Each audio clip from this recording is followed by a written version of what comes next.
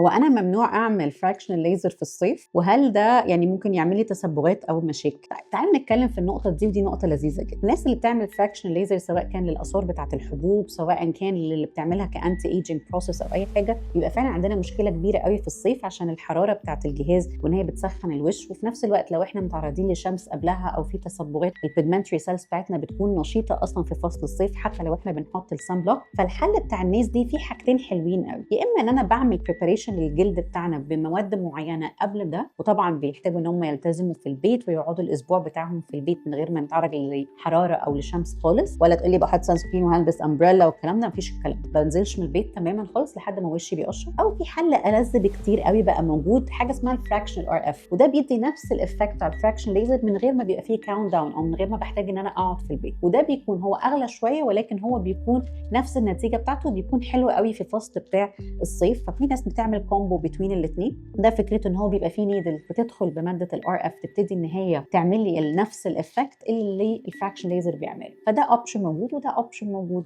والاثنين انتوا على حسب ظروف وقتكم وشغلكم هتعرفوا تاخدوا اجازه ولا لا، والدنيا ايه. وما تبوظوش البروتوكول بتاعكم اللي انتوا ماشيين فيه. كملوا في البروسيس بتاعت العلاج بتاعتكم.